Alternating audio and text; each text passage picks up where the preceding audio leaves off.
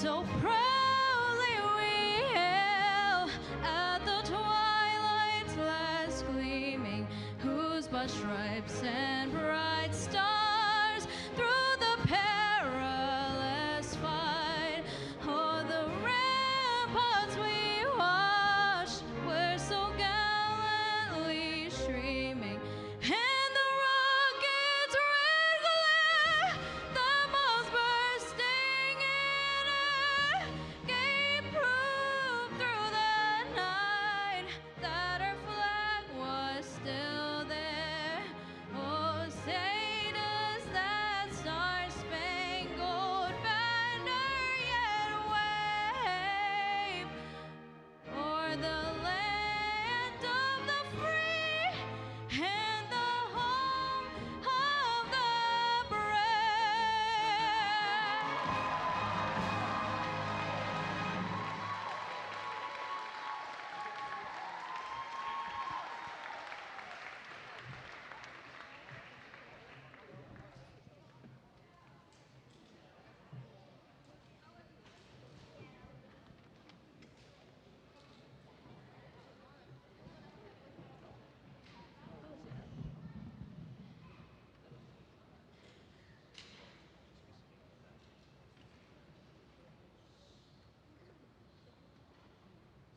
Good afternoon, everyone.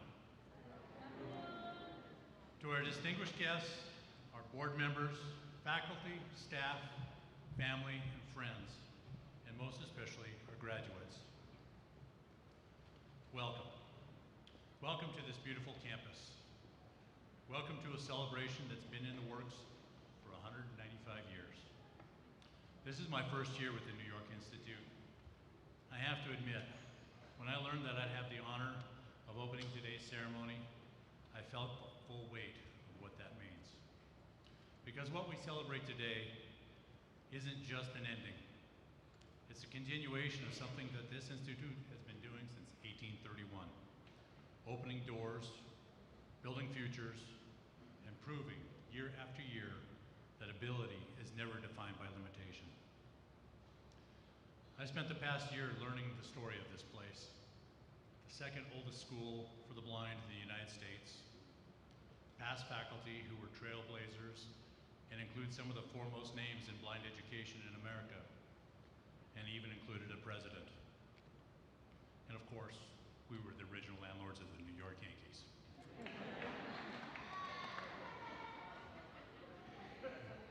But what strikes me most is that story isn't really about building or a date on a wall.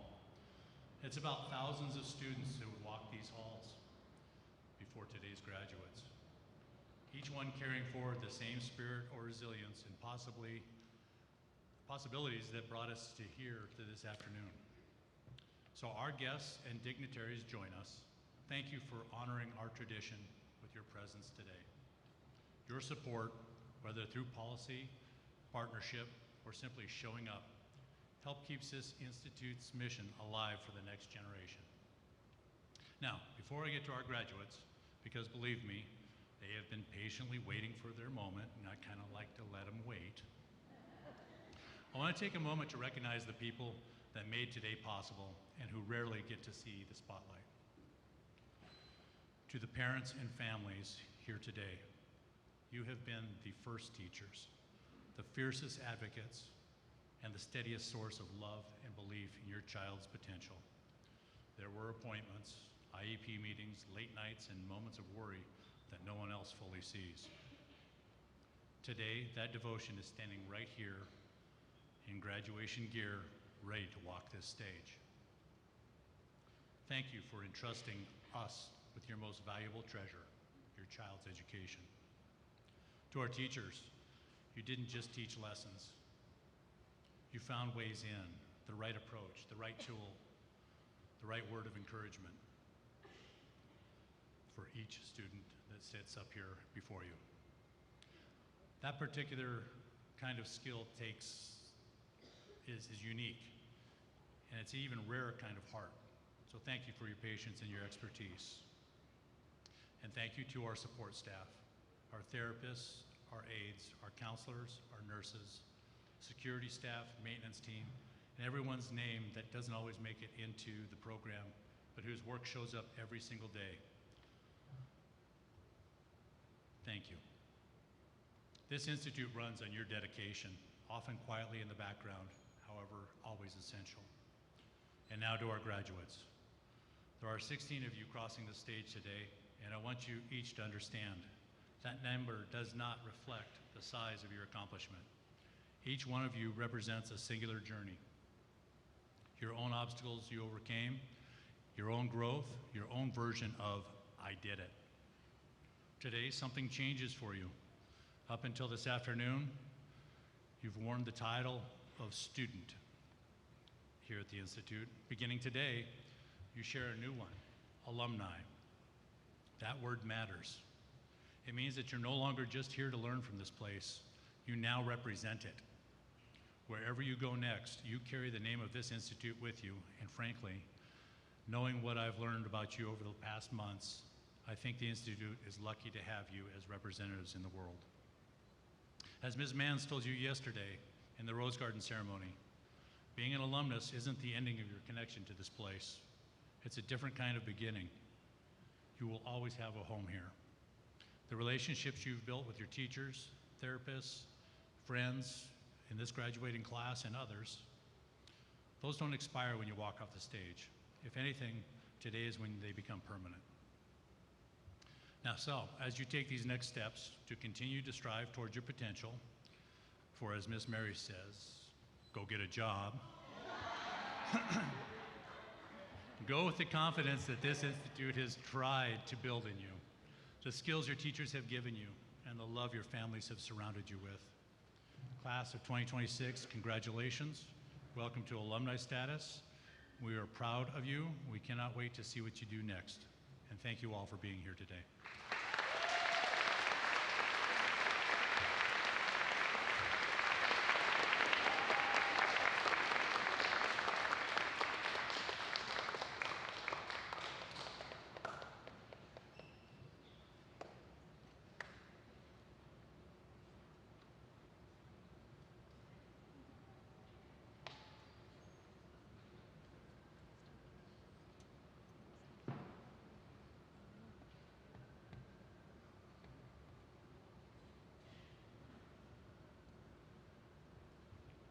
That was just my pause for effect. It is my pleasure to introduce Dr. Bruce Kahn, a member of our Board of Trustees and a recognized leader in sustainable investing and environmental finance. Dr. Kahn brings more than 25 years of experience in investment management, sustainability research, and ESG strategy. He currently serves as the Shelton Capital Management and has held leadership roles with organizations including Deutsche Bank, MSCI, Macquarie Group, and Sustainable Insight Capital Management. Beyond his professional accomplishments, Dr. Kahn has dedicated his career to advancing sustainability through philanthropy, education, and public service. He has served on numerous nonprofit and advisory boards, taught sustainability management at Columbia University, and began his career in international development as a Peace Corps volunteer in Cameroon. We are fortunate to benefit from his expertise, leadership, and commitment to our mission as a member of our Board of Trustees. Please join me in welcoming Dr. Bruce Kahn.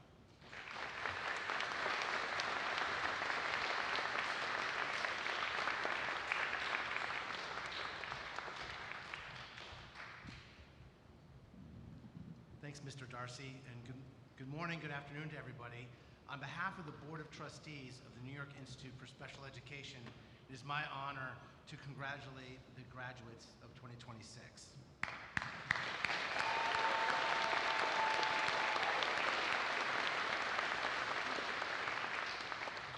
Graduates, what you've accomplished this year is no small task, but it does belong singularly to you. A diploma is not just handed to you by chance. It represents showing up, persevering, and making accomplishments out of little things and making big things seem simple. And working so hard as you've done, the community, the staff, your families, they're really very proud of you. We believe in you and know that you have so much more to accomplish in this world. Of course, The Board of Trustees cherishes every family here and recognizes the support that they provide you, the graduates, as well as the staff, the teachers, and the Institute at large. So we want to give them a round of applause too.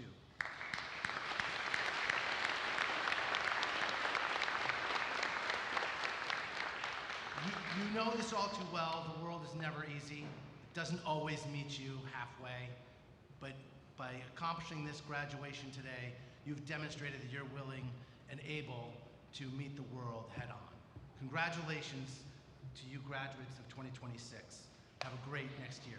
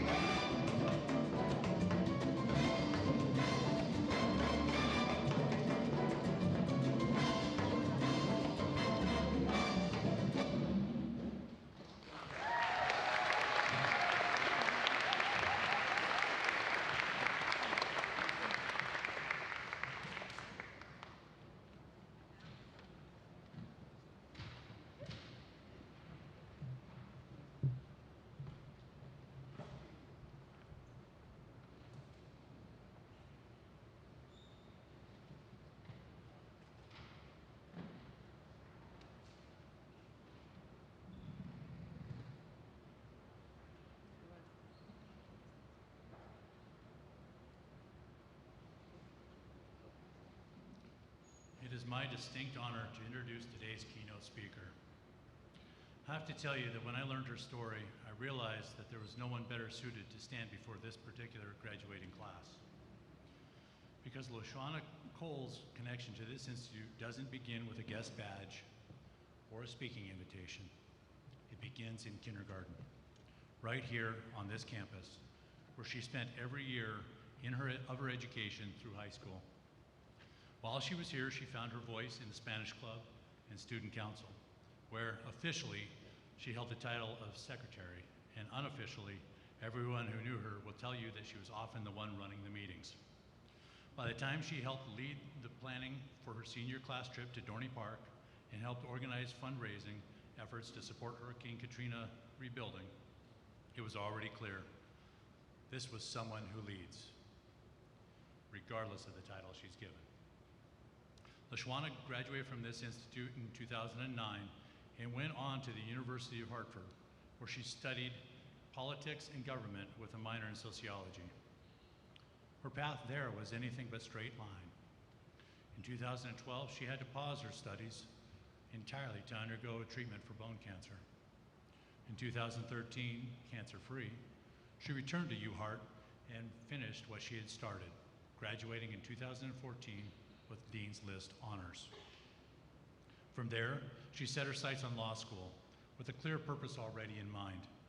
She wanted to become a prosecutor, advocating on behalf of people who had been victimized by others. She studied relentlessly for the LSAT, earned her acceptance with scholarship offers from multiple schools, and chose New York Law School. While there, she joined the Impact Center for Public Interest Law, earned an advocacy certificate, and graduated in 2021 with Dean's List honors again, and 3 additional awards for leadership, achievement, and her commitment to public interest law. She sat for the New York State Bar exam on February 2021, and on April 21st, 2021, a date she remembers precisely, she learned that she had passed on her first attempt. With a score high enough to qualify her to practice law across multiple states and territories. That August, she was admitted to the New York State Bar, and 2 months later, she began her career as Assistant District Attorney at the Bronx County District Attorney's Office, one of the largest prosecutorial offices in the country, where she has now spent 5 years prosecuting felony cases and standing up for victims in the courtrooms and grand juries alike. And somewhere in the margins of that demanding career, she found time to write and publish a children's book, Roe and the Places She Goes, which follows a young girl with a visual impairment who refuses to let it slow her down, a message LaShawana has lived out every chapter of her own life. From this campus, through illness, through law school, into a courtroom fighting for others, LaShawana Cole's journey is proof of exactly what we tell our graduates today. A disability doesn't have to limit or stop anything if you don't allow it to. Please join me in welcoming our keynote speaker, LaShawana Cole.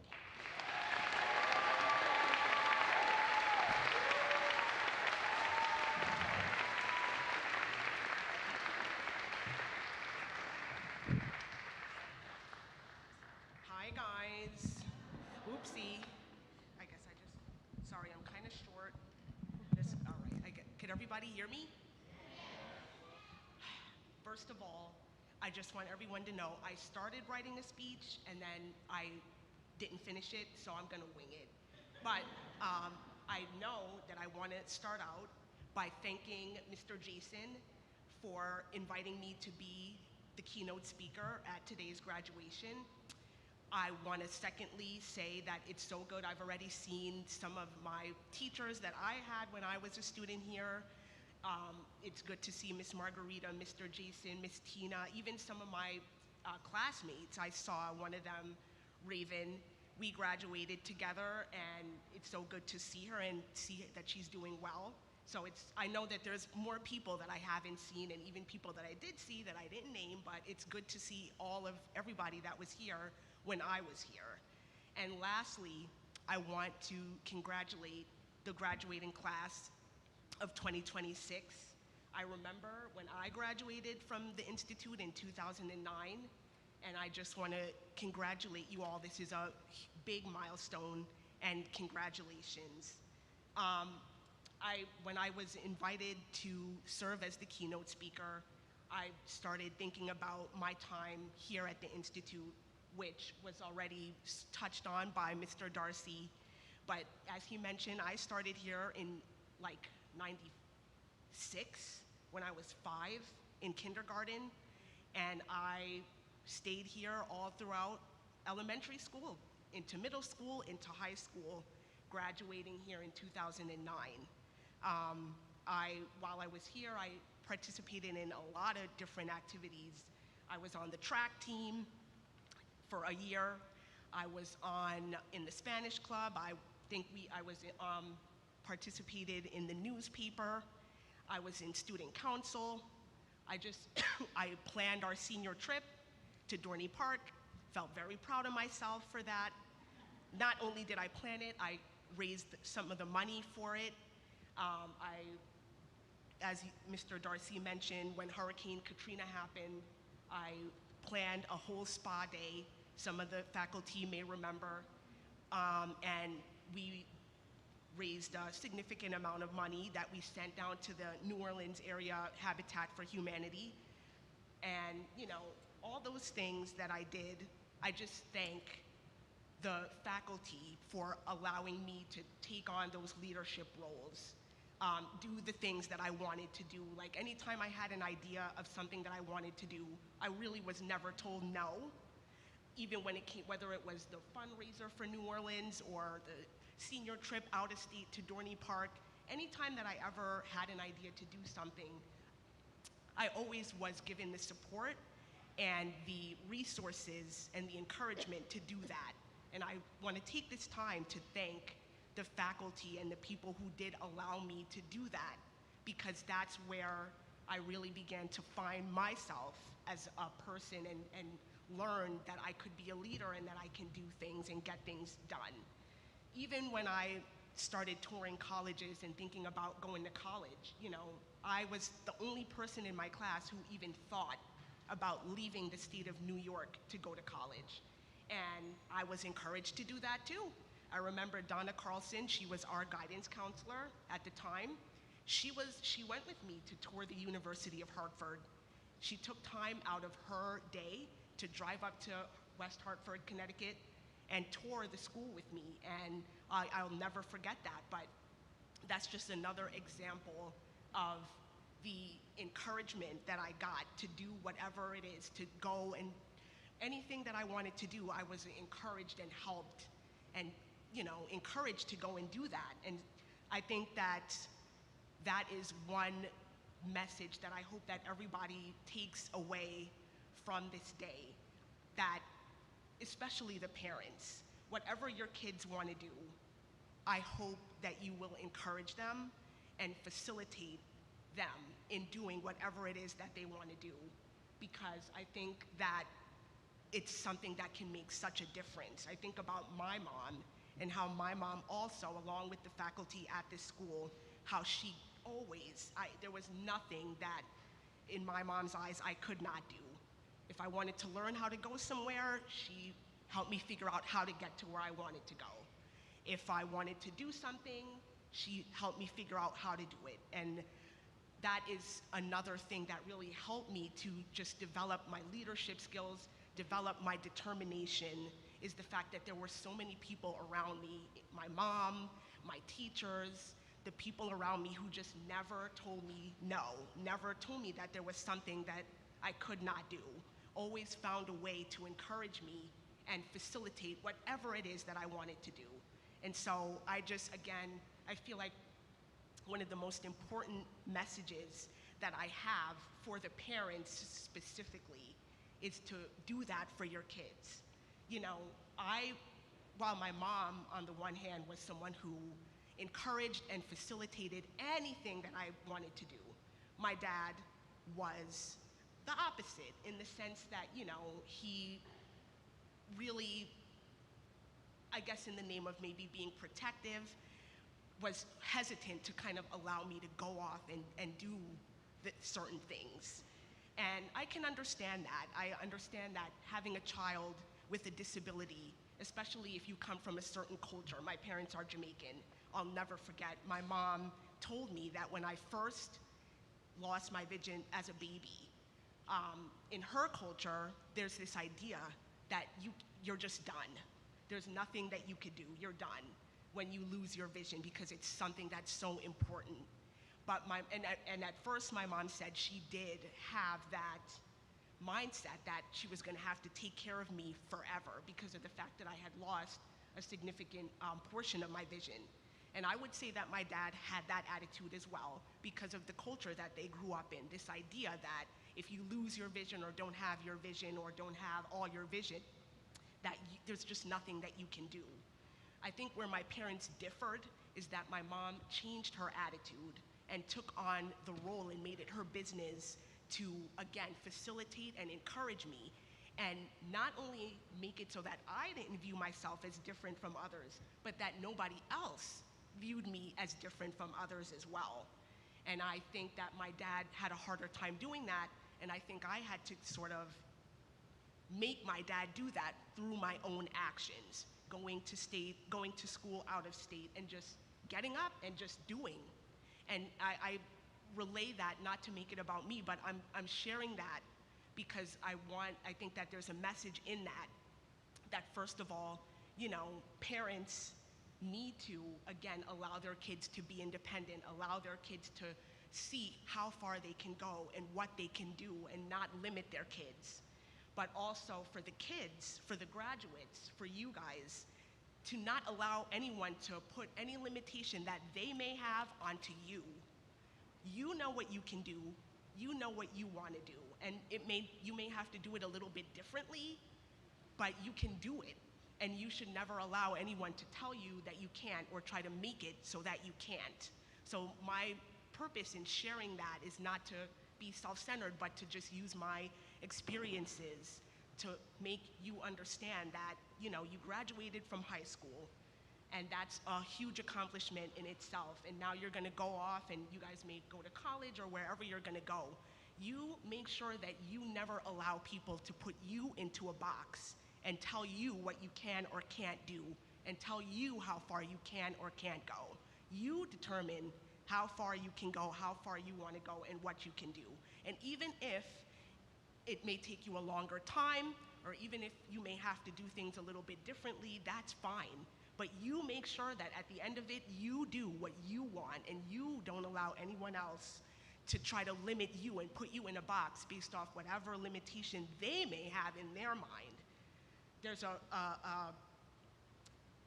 lyric in a rap song that you guys may not know, so I'm not gonna mention the song, but one of my favorite lines in the song is, don't let anybody tell you what you can or you can't do just because they couldn't do it. They're not you. And that is one of the main messages that I hope you guys take away from this. You're you know what you wanna do, and you just make sure that you never allow anyone to tell you and limit you. I also want to encourage you guys to take advantage, whether you're going to college or whatever you're doing, make sure to take advantage of the resources that are available to you. When I was in college, I did not take advantage of the resources. I didn't really look for any resources to help me, you know, with my visual impairment and things like that, because I didn't want people to think that maybe I was getting something more than what I needed, or I wanted people to view me as equal to them. And maybe at that time in college, I felt that if I got accommodations or anything like that, I wouldn't be viewed as equal to them. But by the time I got to studying for the LSAT, I'll never forget, I was taking an LSAT prep course, and the teacher of the prep course pulled me aside and said, are you gonna seek accommodations? And I was like, I don't know. And she was like, well, you should, because it's not that you can't do it, it's not that you don't know what you're doing for this LSAT, you just need a little bit more time. So you should go and seek accommodations. And I did. And that made a very big difference, because if it weren't for those accommodations, I wouldn't have done as well as I did on the LSAT. I scored a 154 out of 180. Yep.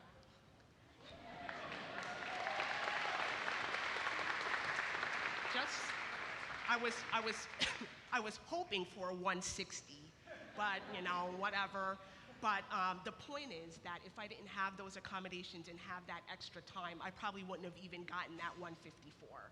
So another message that I'm hoping to impart to you is that please do not feel that you are taking an easy way out if you seek any type of accommodation. They're there for you, and they're there to help you succeed. For those who are going to school, make sure that you take them, because they can make a difference. When I went to law school, I took advantage of the accommodations. I got extra time on my finals, and I got those accommodations, and they made such a difference, because if I didn't, I probably wouldn't have done as well as I did in law school. It was a struggle. Not gonna sit here and say law school was easy, but you know, by the time I was done, I ended up on the dean's list. I got 3 special awards And I don't think that I would have done as well as I did had I not taken advantage of the accommodations that were available to me. And then when I went and sat for the bar exam, all of the exams actually, there's multiple exams you have to take in order to become an attorney. We can talk about it later. But every single one of them, I got an accommodation. And I passed every one of them on my first try. And thank you.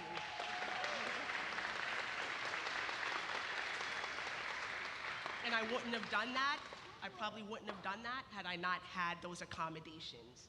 So again, my other message to you, besides not limiting yourself and not allowing others to limit you, is that an accommodation is not a handout.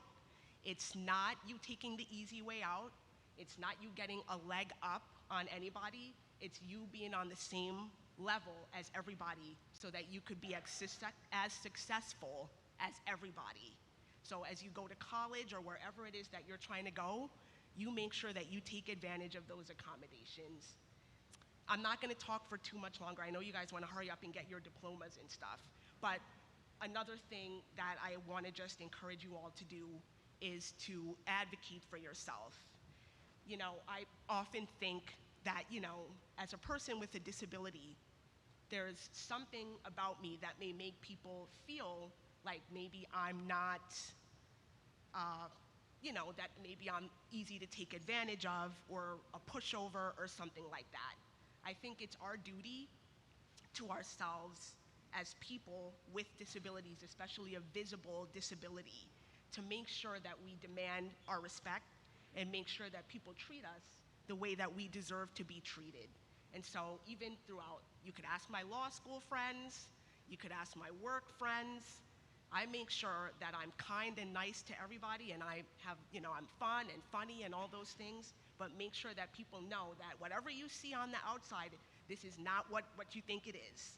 Make sure that people treat you with respect. Always be kind and respectful, but make sure that people treat you with respect, because just because you have a disability doesn't mean that you should be taken advantage of or pushed around or anything like that. And I hope the parents encourage their kids to do that, and you do that for your kids as well, because my mom did that for me, and I'll always appreciate that from my mom.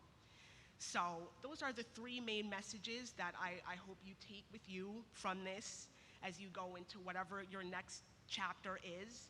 That number one, you don't limit yourself and you don't allow other people to limit you. Number two, you make sure to take advantage of whatever accommodations are available to you, and you don't feel badly about that because they're there for you to help you succeed in whatever it is that you're trying to do. And number three, you make sure that you advocate for yourself, not just in a school setting, not just in a professional setting, but in a personal way as well, to make people know that you might have a visual impairment, but you are not stupid. You are not to be taken advantage of. You are not to be pushed around. You're just like everybody else, just as capable as everybody else. And, you know, the last thing I'll say is that I did write a book, as Mr. Darcy mentioned. It's a children's book about a girl with a visual impairment. She's named after me. Her name is Rochelle, because that's my middle name, and I think my mom ate with that. So I had to name her that, but she has a visual impairment, and she travels to all these different places, from places in the country to places outside of the country, and that book was based off of my own experiences. And in the book, I dedicate it to everybody with any type of disability, not just a visual impairment, but any kind of disability. And the point of that book is just this point that I'm trying to make here, which is that you are not limited in any way. The only person who can limit you is you. You do what you want. You make sure that everybody sees what you can do and knows what you can do and treats you as an equal. And you go out there and you just live your life and do everything and anything that you can, no matter how you have to do it, no matter how long it'll take you. You just make sure that you do it. You parents, families, sisters, brothers, everybody, make sure you encourage and don't limit anybody. And I just wish you guys all the best. I know you guys want to get your diplomas, so I'll wrap it up. I'm always a resource for anyone who wants to talk about anything, law school, whatever. I'm here, and congratulations, guys. Thank you.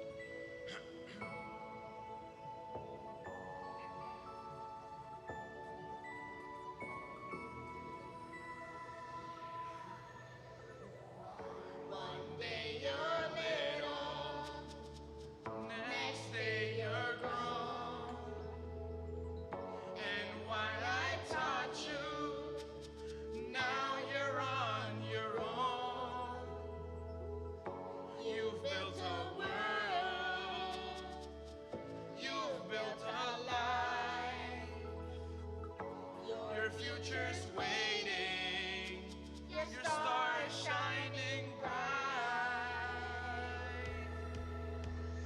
Follow your dreams anywhere you want to go, 'cause I know inside you will see.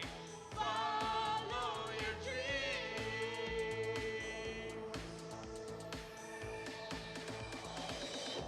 Un día eres joven, al día siguiente mayor. Igual te enseñó y ahora eres independiente. Has creado un mundo, has creado una vida. Tu futuro te espera, tu estrella brilla. Sigue tus sueños a donde quieras ir, porque adentro de ti los verás. Sigue tus sueños.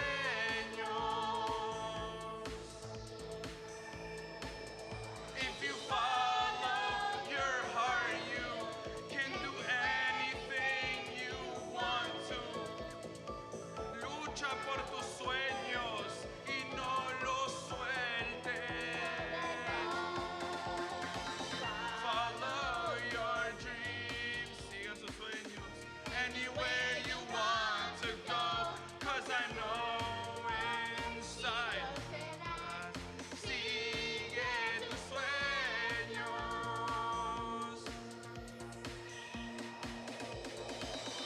Follow, follow, follow your dreams. Your dreams, siga, sigue, sigue, sigue tus sueños. Yo, follow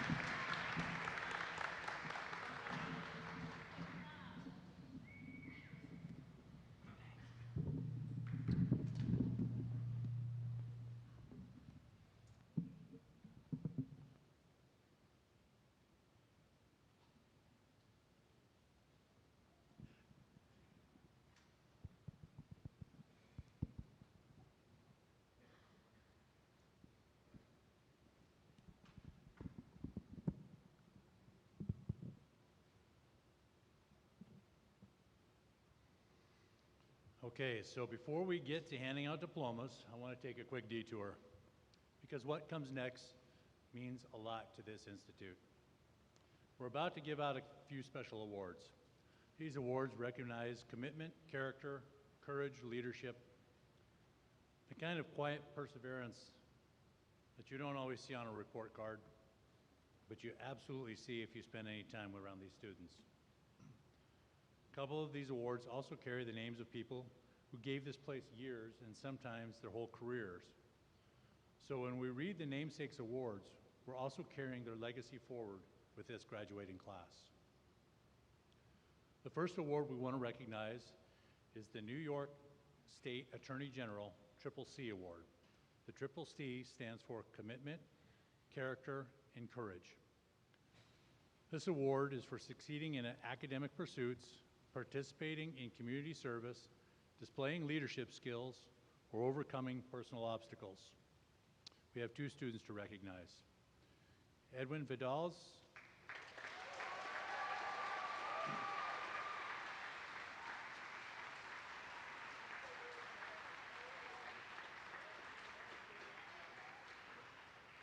and Jasmine Reyes.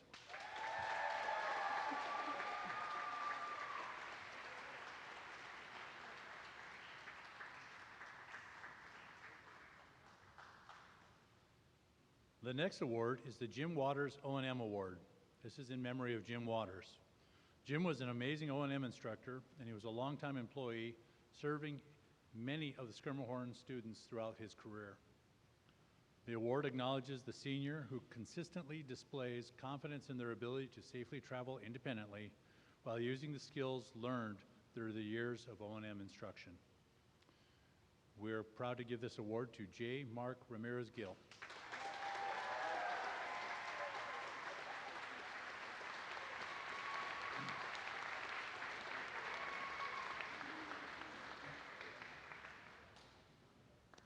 The next award is the Terry Francis School Spirit Award.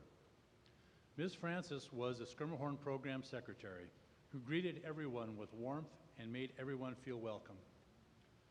She was known to have an unparalleled spirit for the mission of NYISE, and her willingness to serve others was evident in her day-to-day interactions with both students and staff.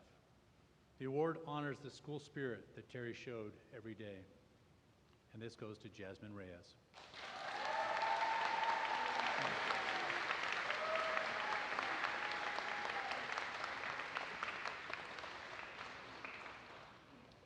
Our final award for recognition is the Bernadette Capin Technology Award.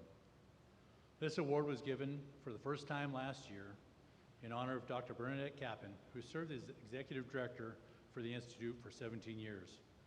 This award is given to the graduating student who exhibits advanced and varied technology skills and exceptional use of technology skills in the educational setting. And this goes to Edwin Vidals.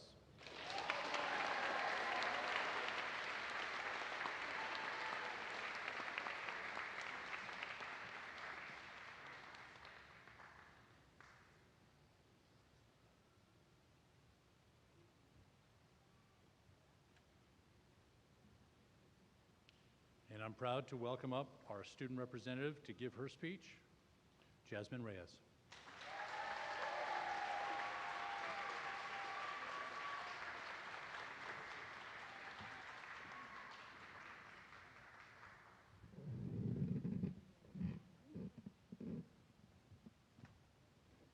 Thank you.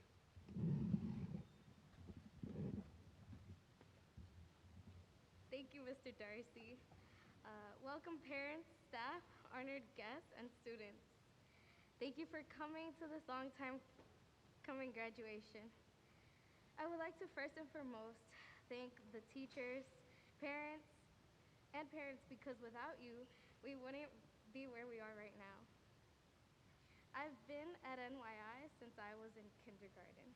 Some of the benefits of being here my entire school-aged years are that I was able to grow up with some friends and learn new skills that helped me become independent.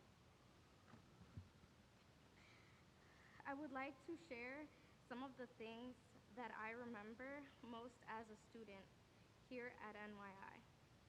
I remember when I was younger, I used to like Fun Day. When I was in kindergarten, we walked ducks using a leash. Now that I'm older, I still like Fun Day, but it's because it gets me out of class. COVID was such a fun, such a challenging time. When I was in middle school and during COVID, I didn't know much about technology, and it was really hard for me to complete schoolwork. Now we can't get off of our devices, and we now know we now know so much about technology and assistive technology. During COVID, tournaments were canceled, so the athletic department made their own track and field track and field tournament for the whole entire school. That was called Field Day. When I entered high school, I participated on many sports like track, wrestling, go ball, etc. These experiences made me feel like I could do anything, and they made me feel very confident in myself, especially when I participated in sports.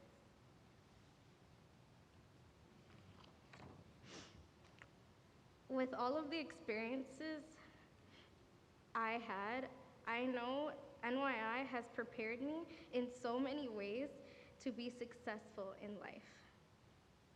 I want to say thank you to mobility instructors and various staff who taught me how to travel independently.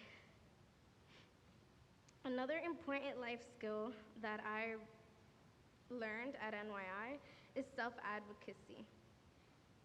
I've had to use this skill many times, like especially to speak to my commission counselor who doesn't answer her emails.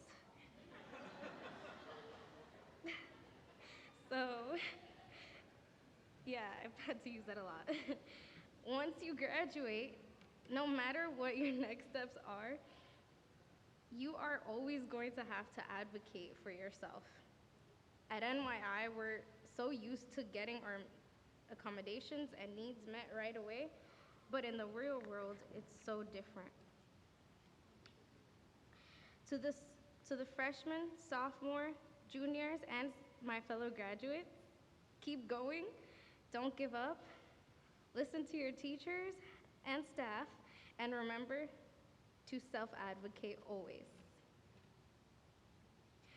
Este mensaje es para mis padres. Les quiero agradecer mucho por siempre apoyarme y siempre estar conmigo, especialmente cuando ustedes van a Maryland conmigo y hacen ese esfuerzo para mí. For any of my non-Spanish speaking people, I'd like to share what I said to my parents. I said thank you for being there for me, especially when you guys make the effort to go to Maryland and travel such a long trip. And thank you for always supporting me. Class of 2026, it's finally over. We've overcome so many things and persevered during our time here. This is the moment that we've all worked so hard to achieve. Go out there and be proud of yourself. Work hard and remember to never give up. You got this. Thank you.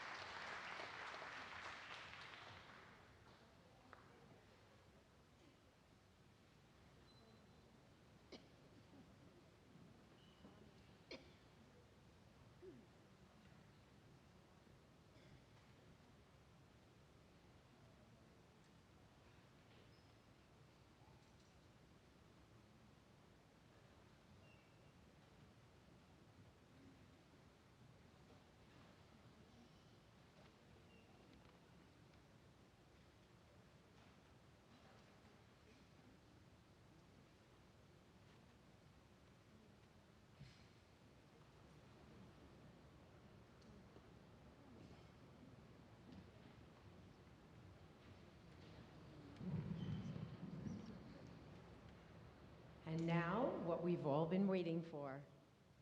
It is my honor to introduce the candidates for graduation for the class of 2026.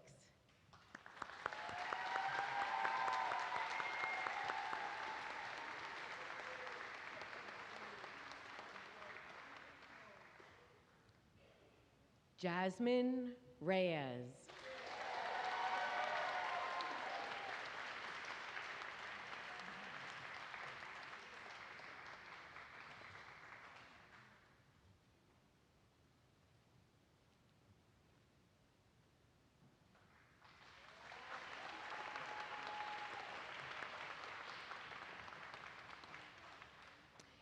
Edwin Vidals.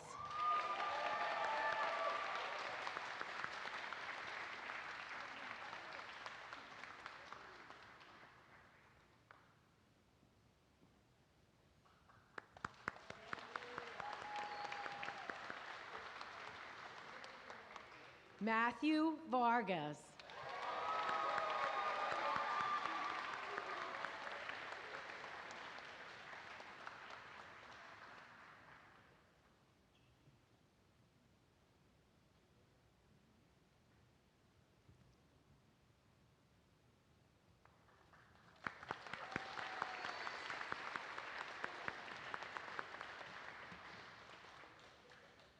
J. Mark Ramirez Gill.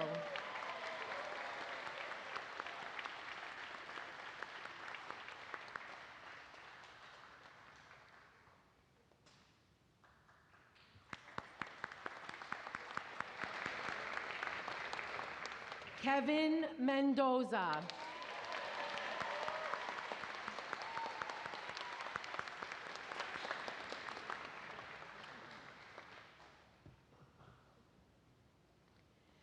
Liam Ware.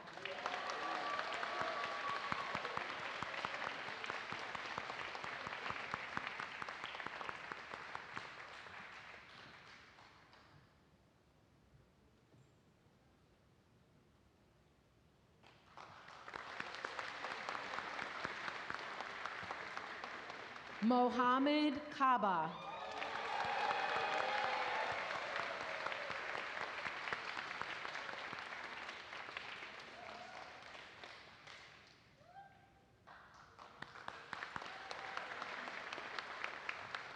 Demetrius Thomas.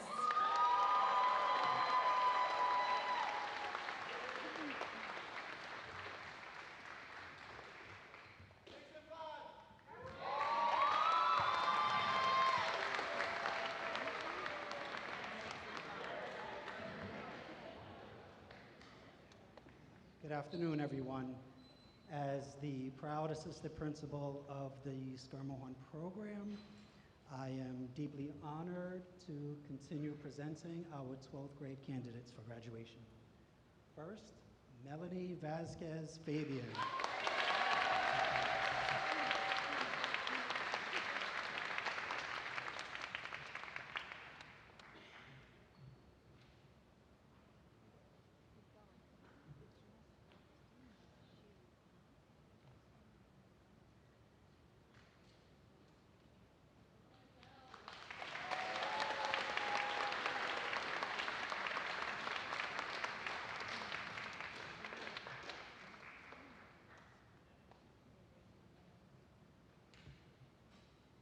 Sacheli Guillen.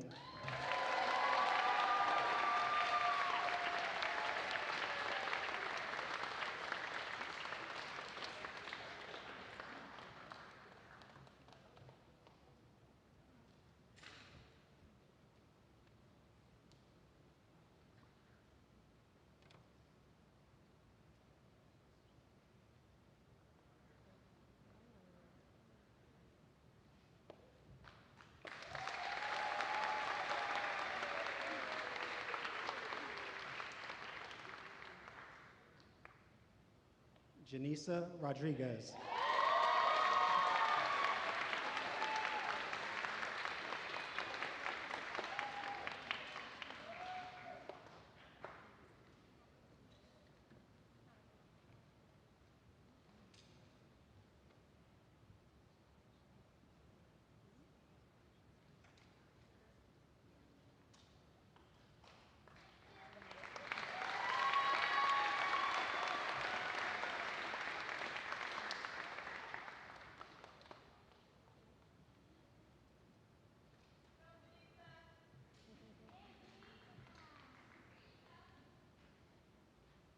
Giancarlos Guerra Morales.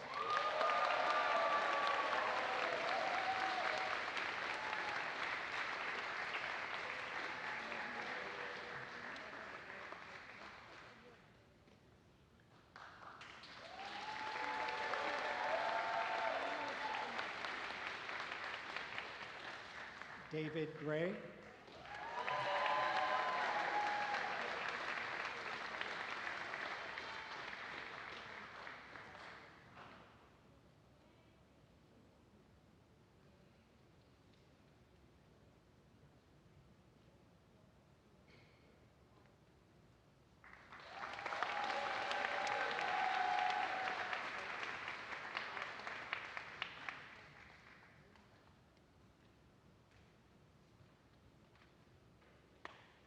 Amara Sisse.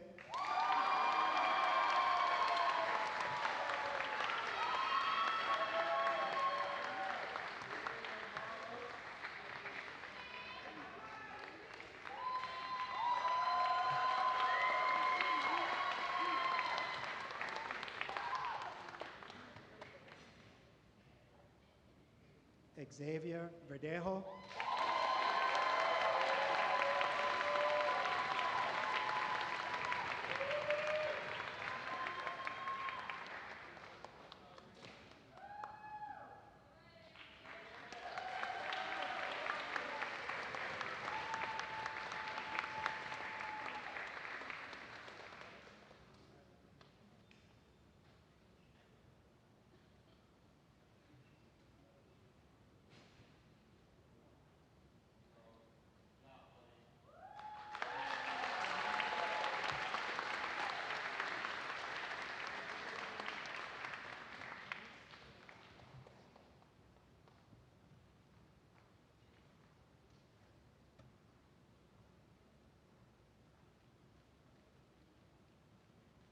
Andres Umpieres.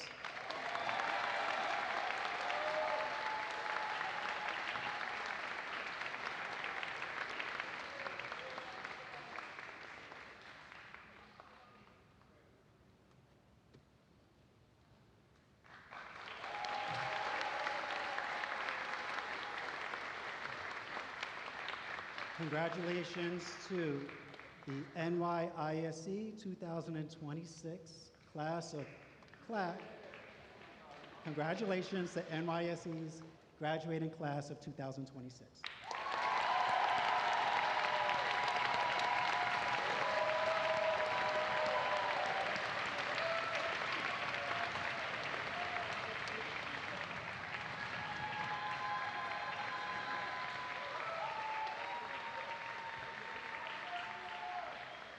At this time, I would like to ask Nyise Rodriguez, who will lead our graduates in the traditional turning of the tassel. Nyise, it's all yours.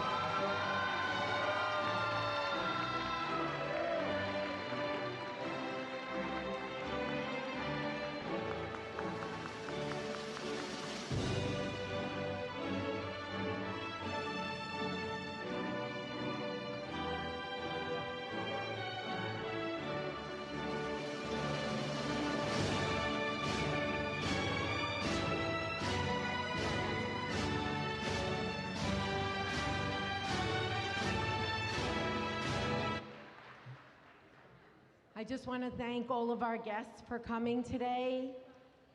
Just a few what we call housekeeping things. Staff and students of NYI, I know you need to get to your classes so you can get ready for dismissal, so please, you can exit the gym. Thank you. You are a wonderful audience. For our families and friends that have joined us today, our graduates are...